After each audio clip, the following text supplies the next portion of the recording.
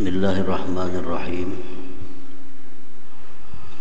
Alhamdulillahilladzi hadana bihidayatihi wa waffaqana bitaufiqihi wa amarana bita'atihi wa ma'rifatihi. Ashhadu an la ilaha illallah wahdahu la syarika lahu fi qada'ihi wa hukmihi. Wa ashhadu anna sayyidana Muhammadan abduhu wa rasuluhu safwatu khalqihi. Sallallahu wa sallama ala sayyidina Muhammadin ashrafi rusulih wa ala alihi wa ashabihi wa itratih wa man tabi'ahum bi ihsanin ila yaumil liqa'i, amma ba'du. Yang kita hormati, kita muliakan para habaib dan para ulama, para muhibbin, hadirin hadirat rahimakumullah. Puji syukur selalu kita haturkan kehadirat Allah Subhanahu wa ta'ala, yang mana pada malam hari ini kita diberi Allah hidayah, taufik dan inayah sehingga kita bisa berkumpul, bertemu kembali di Masjid Bustanul Muhibbin yang penuh berkah dan rahmat ini. Kemudian salawat dan salam selalu kita haturkan atas junjungan kita Nabi besar Muhammad sallallahu alaihi wasallam dan seluruh keluarga, para sahabat, zuriat dan pengikut beliau sampai hari kiamat nantinya. Para muhibbin, hadirin hadirat rahimakumullah. Ma'rifat asma'illah al-husna, mengenal nama-nama Allah yang bagus-bagus itu akan menuntun kita kepada mengenal sifat-sifatnya yang mulia. Karena nama-nama itu menunjukkan kepada sifatnya, dan mengenal sifat-sifat Allah yang mulia itu akan membawa kita kepada ma'rifat zatnya yang maha mulia. Karena sifat itu menunjukkan kepada zat. Nah, ma'rifatullah, mengenal Allah di dalam hidup ini merupakan suatu impian, suatu impian bagi orang-orang yang mempunyai akal yang sihat, akal yang selamat. Allah Subhanahu wa ta'ala berfirman, "Wa ma khalaqtul jinna wal ins illa liya'budun." Artinya tidak aku ciptakan jin dan manusia melainkan liya'budun, liya'rifun, untuk mengenal aku. Nah, jadi manusia yang punya akal baik, manusia yang punya akal sehat, mereka ingin sekali ma'rifatullah, mengenal Allah Subhanahu wa ta'ala. Nah, para muhibbin, hadirin hadirat rahimakumullah. Di dalam hal ma'rifat kepada Allah ini, manusia ada terbagi tiga. Pertama, kelompok yang disebut dengan la aqla lahum, manusia yang tidak ada akal baginya. Artinya manusia cuma tidak ada akal. Nah, manusia seperti ini mereka hanya kenal kepada makhluk. Kenalnya hanya kepada makhluk. Tidak kenal kepada Al-Khaliq, pencipta dan pemilik semua makhluk itu. Nah, dia hanya kenal kepada makhluk, dia hanya melihat kepada makhluk, tidak kenal kepada pencipta, pemilik makhluk itu. Nah, manusia seperti ini disebut la aqla lahum, tidak ada akal bagi mereka. Seperti kambing. Seperti kambing. Kambing itu hanya kenal kepada pengembala. Kepada pengembala.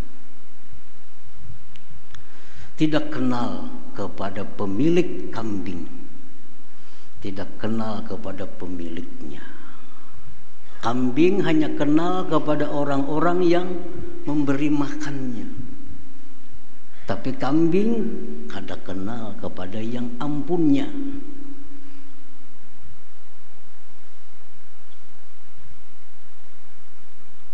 Begitu pengembala datang, kambing senang.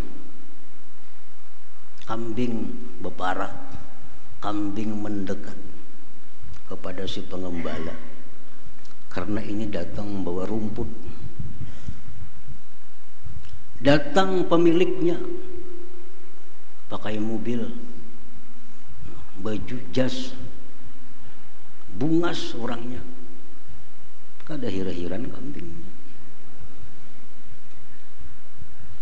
Kada hira-hiran. Dikawai kada hira-hiran, bahkan berjauh. Padahal ini ampunnya kambing. Jarnya sembalihnya kambing itu. Cuma inya kada kenal. Kenalnya cuma pengembala. Bajunya cumpang-camping, selawarnya cumpang-camping. Kenalnya cuma itu. Karena itu yang tiap hari mendatangkan membawa makanan. Kada kenal pemiliknya. Dan kambing kada berusaha kenal kepada pemiliknya, kada perlu kenal. Nah, itulah manusia yang hanya kenal kepada makhluk, tidak kenal dan tidak ingin kenal kepada Al-Khaliq, kepada pencipta. Itulah aqla lahum, tidak ada akal seperti kambing tadi. Muhibbin hadirin hadirat yang dimuliakan Allah. Manusia yang tidak ada akal ini keinginannya cuma dekat dengan makhluk. Keinginannya cuma dekat dengan makhluk. Keinginannya diperhatikan makhluk. Keinginannya jinak dengan makhluk. Kalaupun dia beribadah, sembahyang, bersedekah, tapi tujuannya agar dipuji oleh makhluk, agar makhluk simpati kepadanya, agar dipilih oleh makhluk. Andai kata calon misalnya, andai kata dia beribadah, karena dia hanya makhluk tahunya. Walaupun beribadah, tujuannya agar dipuji makhluk, dekat dengan makhluk, disayang oleh makhluk, dipuji oleh makhluk. Nah, manusia-manusia seperti ini di akhirat nantinya akan banyak mendapat kesulitan-kesulitan. Di akhirat akan banyak mengalami kesengsaraan karena dia tidak kenal kepada Al-Khaliq, kepada pencipta alam semesta ini. Nah, muhibbin hadirin hadirat yang dimuliakan Allah. Nah, kelompok yang kedua, Kelompok yang kedua ini disebut lahum aklun sakim. Baginya ada akal, tapi akalnya sakit. Ada akal, tapi kada sihat akalnya. Akalnya kada sihat. Orang kada sihat ini menyutih manis yang sepahit. Orang kada sihat. Ini akal ada, tapi kada sihat.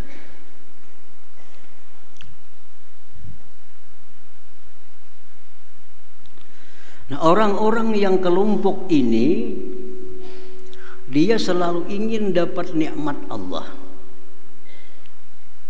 ingin dapat perlindungan Allah, ingin mati ke surga, ingin banyak dapat bidadari,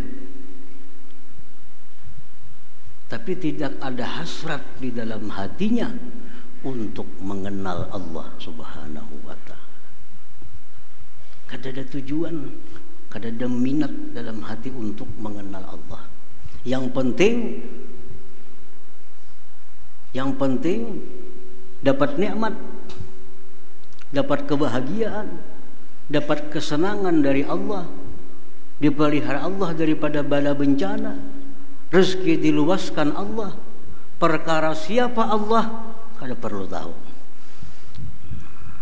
Kada perlu tahu. Nah, ini orang berakal, cuma akalnya sakit. Nah, orang seperti ini kalaupun dia beribadah kepada Allah, sembahyang, baca Quran, tapi selalu minta kepada Allah, murah rezeki, selamat dari bala, lunas hutang, mati ke surga, berkumpul lawan Nabi ya pulang di surga minta.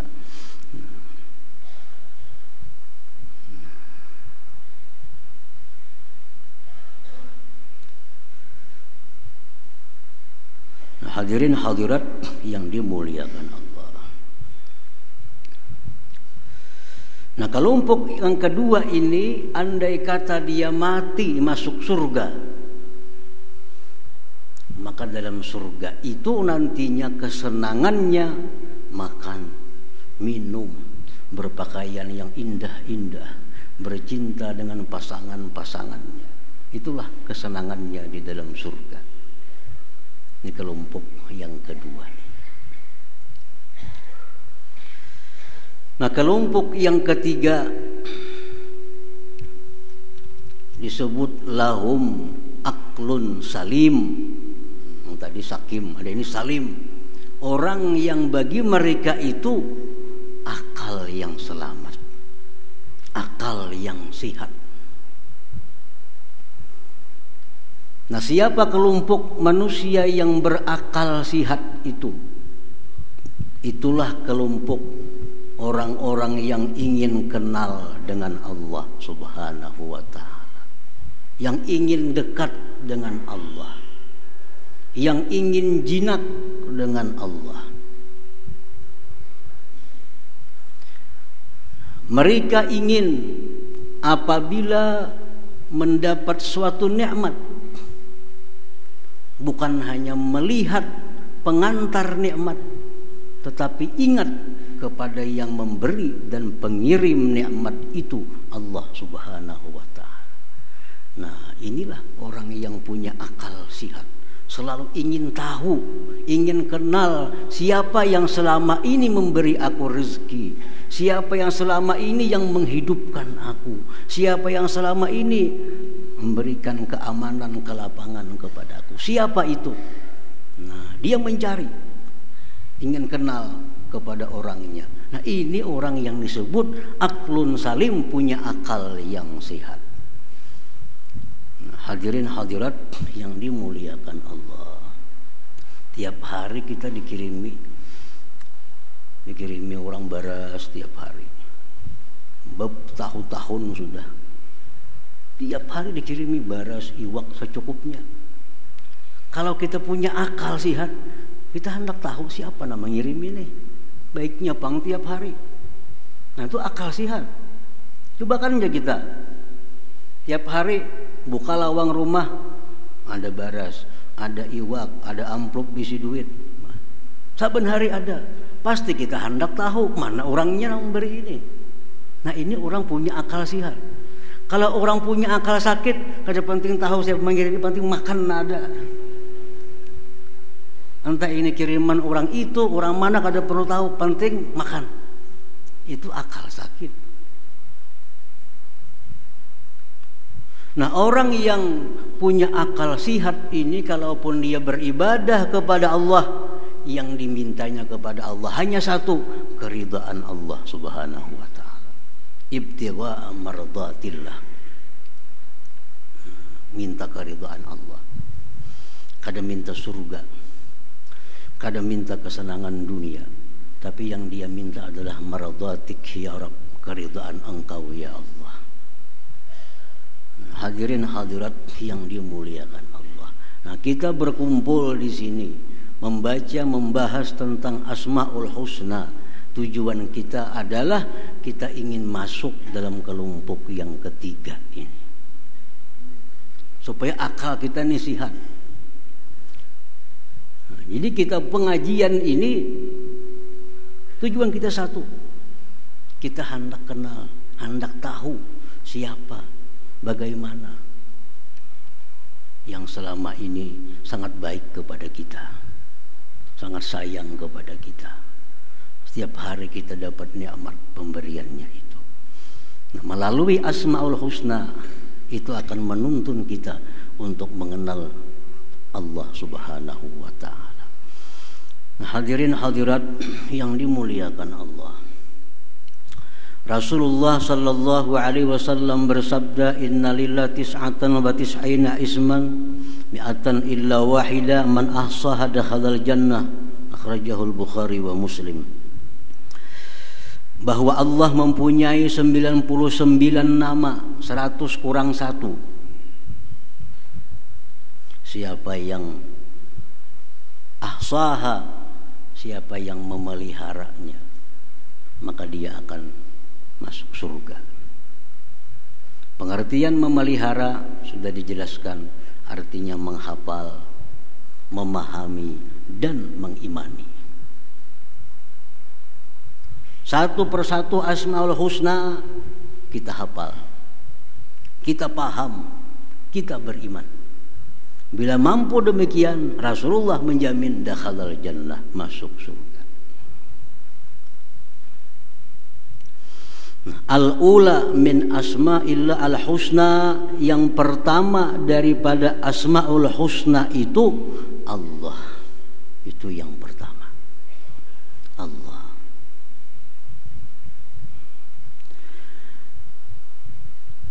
Qala al-Imam al-Ghazali rahimahullah, bahwa ismun lil mawjudil haq al-jami' li sifatil ilahiyah al-man'uti bi nu'utir rububiyah al-mutafarridi bil wujudil hakiki. Itu Allah. Artinya Allah itu adalah nama bagi yang ada, yang sebenarnya, yang menghimpunkan bagi sifat-sifat uluhiyah dan disifati dengan sifat-sifat rububiyah, yang bersendiri dengan ada yang sebenarnya. Nah, itulah Allah. Nah, maksudnya hanya Allah, zat yang wajib ada. Selain Allah tidak wajib ada. Wajib ini lain wajib nang bapahala itu. Wajib ini wajib pada akal. Artinya kada terupa pada akal kita, Allah itu tidak ada. Nah, Allah itu adalah zat yang wajib ada. Wajib ada. Hanya Allah yang bersendiri dengan ada yang sebenarnya. Hanya Allah yang bersendiri dengan ada yang sebenarnya. Adanya selain Allah hanya diadakan oleh Allah Subhanahu wa ta'ala. Adanya bumi, langit diadakan oleh Allah. Adanya matahari diadakan oleh Allah. Yang ada sebenarnya itu Allah. Yang lain dari Allah diadakan. Diadakan. Kita bisa berpandir diada-adakan jar. Biasa kita berpandir itu. Diada-adakan jar. Berarti apa? Berarti kadada. Ini diada-ada benar aja. Diada-ada berarti kadada. Nah, selain Allah itu diada-ada, diadakan oleh Allah. Yang ada sebenarnya itu hanya Allah Subhanahu wa ta'ala. Allah kada diada-ada. Allah ada dengan zatnya. Selain Allah diada-ada, diada-adakan, dicipta oleh Allah Subhanahu wa ta'ala. Kalau yang bujur-bujur ada itu hanya Allah. Hanya Allah yang bersifat dengan sifat rububiyah dan sifat-sifat uluhiyah. Hanya Allah. Lain dari Allah kadada yang bersifat rububiyah, kadada yang bersifat uluhiyah itu. Nah, muhibbin hadirin hadirat yang dimuliakan Allah. Sifat rububiyah. Rububiyah seperti mencipta, itu rububiyah.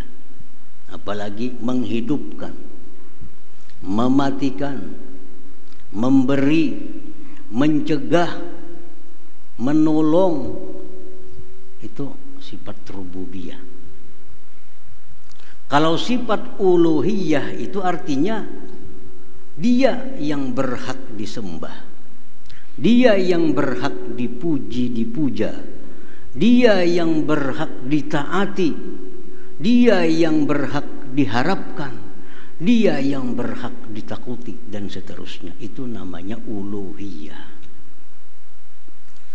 Nah, bila kita berdoa kepada Allah dengan kalimat Ya Rabbi, berarti kita menyeru Allah dengan sifat rububiyah. Ya Rabbi artinya apa? Hai Tuhan yang mencipta, memberi, menolak, menghidupkan, mematikan, dan seterusnya. Kalau kita berdoa dengan Ya Ilahi, Ya Ilahi, hai Tuhanku yang berhak disembah, yang berhak dipuji, yang berhak ditaati, yang berhak ditakuti dan diharapkan, seterusnya. Biasa kita berdoa Ya Rabbi, artinya apa? Wahai Tuhan yang mencipta, wahai Tuhan yang memberi rezeki, wahai Tuhan yang menolong, menghidupkan, mematikan. Tapi kalau Ya Ilahi, ya Tuhanku juga artinya cuma uluhiyah. Ya Ilahi, hai Tuhan yang berhak disembah. Nah, tapi kalau kita berdoa dengan Ya Allah atau Allahumma, mencakup Ya Rabbi dengan Ya Ilahi, kedua-duanya.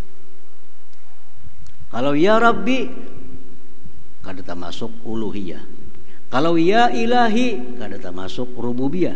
Tapi kalau Ya Allah masuk kedua-duanya. Rububiyah ada pada Allah, uluhiyah ada pada Allah. Nah, makanya doa itu kebanyakannya diawali dengan Allahumma. Allahumma itu asalnya Ya Allah, ya-nya dibuang, diganti dengan mim, lalu Allahumma. Begitu kita menyeru Ya Allah, komplit dah. Wahai Allah, wahai Tuhan yang punya sifat rububiyah dan punya sifat uluhiyah tadi. Nah, hadirin hadirat yang dimuliakan Allah. Qala al-Imam al-Ghazali rahimahullah, i'lam anna hadzal isma a'zamu asma'illah azza wa jalla at-tis'ati wa tis'in. Ketahuilah bahwa ini nama Allah paling agung Asmaul Husna. Paling agung Asmaul Husna itu adalah Allah. Karena Allah itu menunjukkan kepada zat. Menunjukkan kepada zat. Kalau Rahman menunjukkan kepada sifat kasih sayang. Alim menunjukkan kepada sifat ilmu. Sami' menunjukkan kepada sifat mendengar. Tapi kalau ya Allah, nah itu menunjukkan kepada zatnya. Allah bisa kita panggil, bisa kita berdoa dengan ya Allah, ya Sami', ya Basir, bisa. Boleh.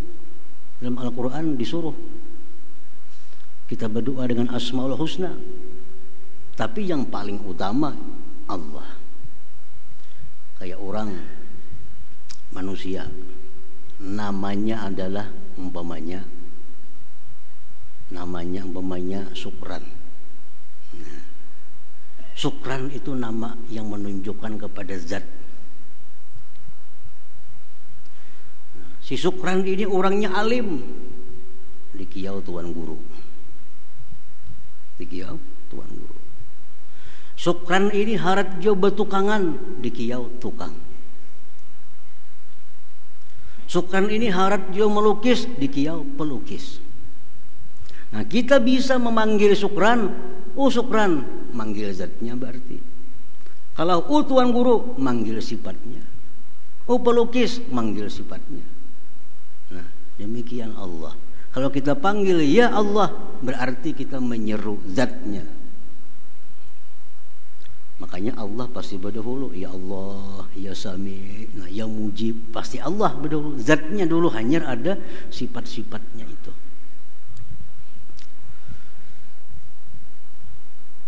Jadi Allah itu adalah paling agung di antara sekian Asmaul Husna.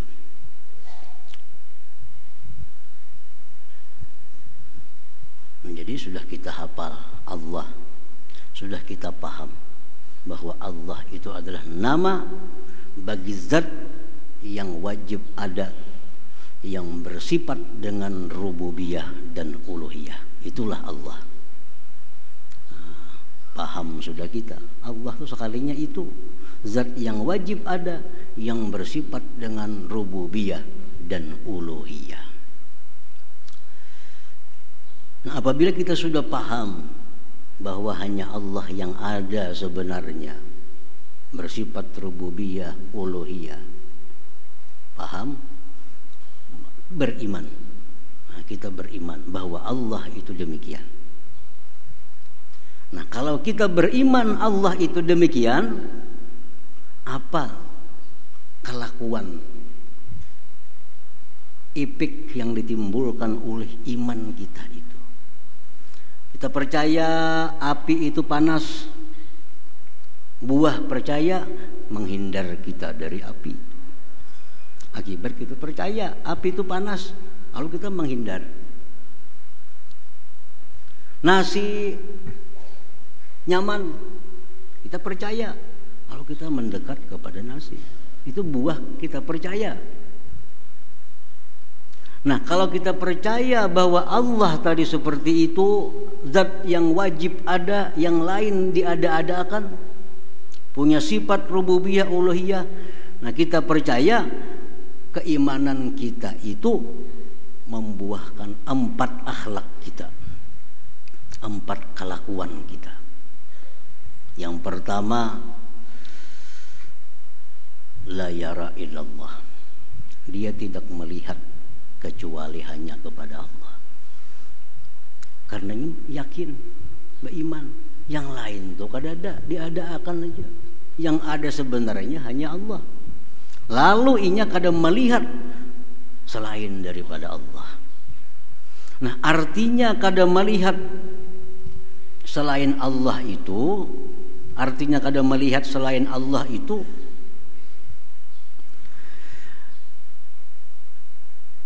apabila dia melihat sesuatu, dia ingat kepada Allah sebagai zat yang mencipta dan mengadakannya. Nah, itu artinya. Dia tidak melihat selain Allah. Artinya kalau dia melihat sesuatu, dia ingat bahwa sesuatu itu diadakan oleh Allah Subhanahu wa ta'ala. Melihat apakah? Dalam hatinya diadakan oleh Allah. Melihat burung diadakan oleh Allah. Melihat gunung diadakan. Apapun yang dilihatnya, hatinya berkata diadakan oleh Allah. Karena dia sudah beriman bahwa Allah zat yang wajib ada, yang lain diadakan.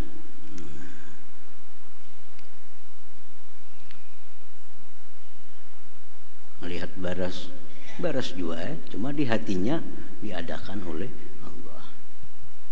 Jangan baras padahal Tuhan. Ini pas makan Tuhan. Baras iya baras, cuma dalam hati kita diadakan oleh Allah.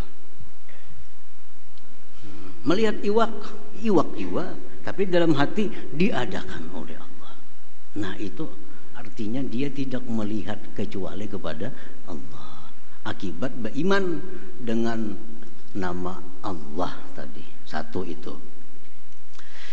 Yang kedua, dia tidak menoleh kecuali kepada Allah. Dia tidak menoleh kepada selain Allah. Nah, artinya apa? Karena menoleh kepada selain Allah, dia tidak mencari penilaian makhluk. Tidak mencari pujian makhluk.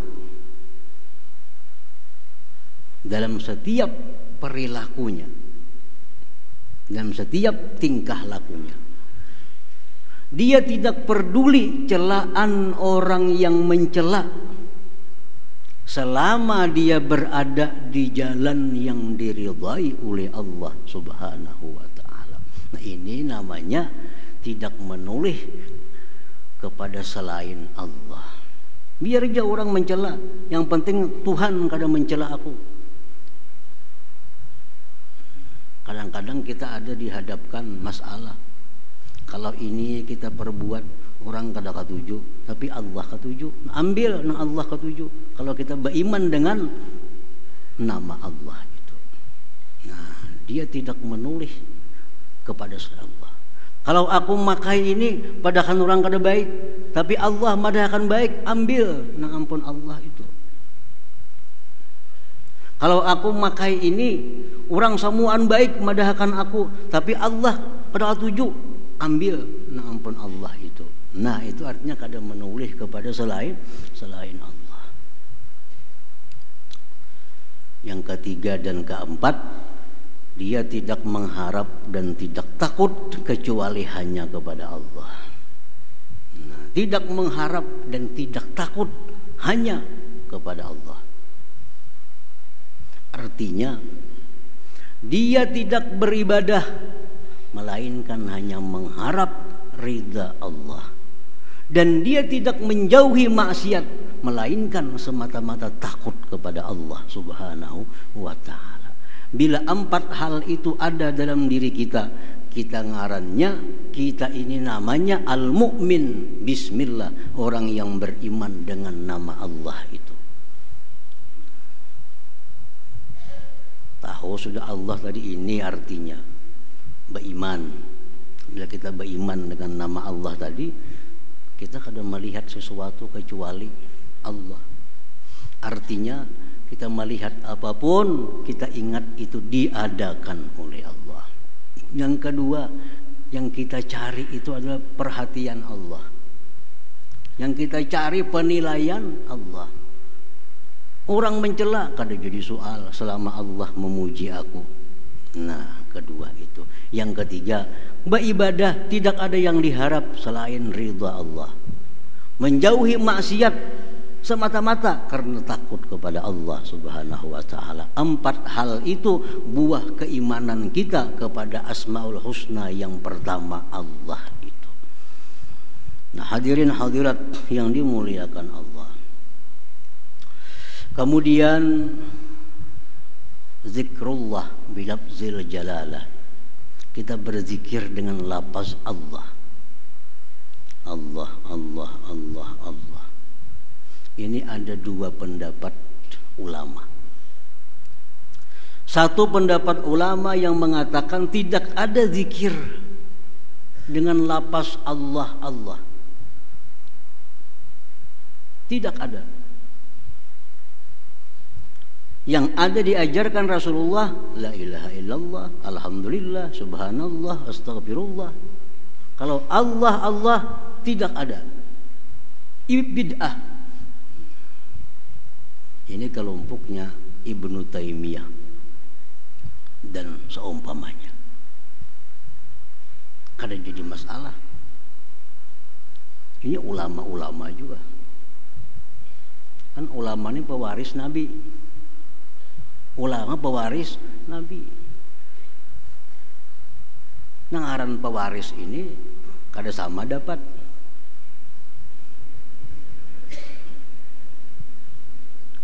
Abah kita sugih, mesti motor, perumahan, rumah, toko. Kakak dapat toko, kada dapat rumah. Kita dapat kabun, kada dapat duit. Tapi sama mewaris Nabi juga. Jadi perbedaan para ulama itu kadang perlu dipersoalkan. Yang penting nama kita hendak umpati. Samuaan ya ampun Nabi juga. Samuaan ampun Nabi. Waris Nabi. Nah, kelompok ini mengatakan tidak ada zikir Allah Allah. Kalau hendak berzikir la ilaha illallah. Lebih baik karena itu diajarkan oleh Nabi langsung. Nah, pendapat yang kedua, ada itu zikir Allah Allah. Ada. Bahkan Imam Abul Abbas Al-Mursi, ini gurunya pengarang hikam, berkata, liyakun zikruka Allah Allah fa inna hadzal isma sultanul asma. Hendaklah zikir engkau itu Allah Allah Allah, karena itu merupakan rajanya Asmaul Husna. Abul Abbas Al-Mursi ulama juga, pewaris Nabi juga. Kalau empat ulama yang pertama kada perlu berzikir Allah Allah. Kalau empat kelompok ulama yang ini ya boleh kita berzikir dengan Allah Allah itu. Berapa mestinya zikir Allah Allah ini? Sehari kada ditentukan. Makin banyak makin bagus. Apa manfaatnya kalau kita berzikir Allah Allah Allah untuk mewujudkan yang empat hal tadi? Supaya kita kadang melihat sesuatu melainkan Allah, kadang menoleh kepada selain Allah, tidak takut, tidak berharap kecuali Allah. Kalau hendak dapat itu, banyaki berzikir Allah Allah Allah. Ya sekada-kadanya 2000 ke sehari. 1000 itu 10 menit saja.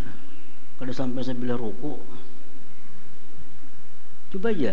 Allah Allah Allah Allah Allah sampai ke hati-hati tapi nyala Allah 10 menit kada sampai tuntung. Nah siang 1000, malam 1000, amalkan ya sedikit demi sedikit kita akan bisa melihat apa, oh diadakan Allah, melihat apa, oh diciptakan Allah. Itu faedahnya orang yang mengamalkan zikir lafzul jalalah. Ulun dulu waktu mengaji dengan Habib Abu Bakar Al-Habsi, Abu Bakar bin Salim Dahlia, hanya mengaji lawan sidin, belum lagi diajari apa-apa oleh sidin. Kami jahin amalkan Allah Allah 10.000 sehari. 10.000 sehari. Kan terlalu lawas juga 10.000. Untuk di warung 2-3 jam ada kerasaan kita. Di muka TV ada kerasaan. Cuma kalau 10.000 sehari, 2.000 aja sehari, siang 1.000, malam 1.000, Allah Allah sampai ke hati-hati tapinya, Allah Allah Allah. Setengah bulan amalkan, karena setengah bulan akan datang, kita sudah merasa melihat apa ingat Allah, melihat apa ingat Allah. Malam 1.000, siang 1.000. Amalan lain tarusakan aja, jangan diambil.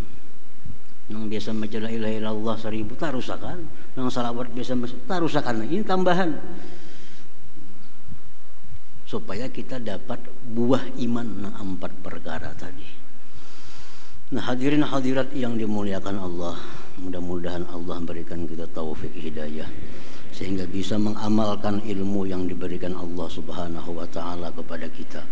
Dan insyaallah kita pada setengah bulan yang akan datang memasuki asma yang kedua yaitu Ar-Rahman. Ila hadratin Nabi sallallahu alaihi wasallam al-Fatihah.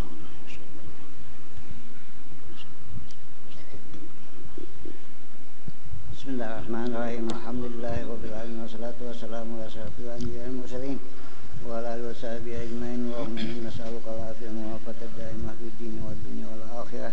Allahumma shalli ala sayyidina salatan tunjina biha min jamil ahwali wal afat. Taqdir lana biha min jamil hajat wa takhunna bihi sayyi'at wa tawna biha ala darajat wa tuballighuna biha salawat min al-khair fil hayati wa ba'dal mamat. Allahumma inna nas'aluka al-huda wa tuqa wal afafa wa ghina. Allahumma inna nas'aluka at-taubat wa at-tawfiq wa hidayah wa istiqamah wa husnul khatimah. Allahumma sa'alaka abduka nabiyyuka Muhammadin sallallahu alaihi wasallam. Stajaka abduka nabiyyuka Muhammadin sallallahu alaihi wasallam. Wantan muslan wa laqbalak wa la haula wa la quwata illa billahil aliyyil azim. Allahumma rabbana hab lana min azwajina wa dhurriyyatina qurrata a'yun waj'alna lil muttaqina imama. Rabbana taqabbal minna innaka antas samiul alim innaka antat tawwabur rahim. Rabbana atina fid dunya hasanah wa fil akhirati hasanah wa qina adzabannar. Sallallahu ala sayyidina Muhammadin wa ala alihi washabihi wasallam. Walhamdulillahi rabbil alamin. يا يرجون منه شفاعة صلوا عليه وسلموا تسليما اللهم صل وسلم وبارك عليه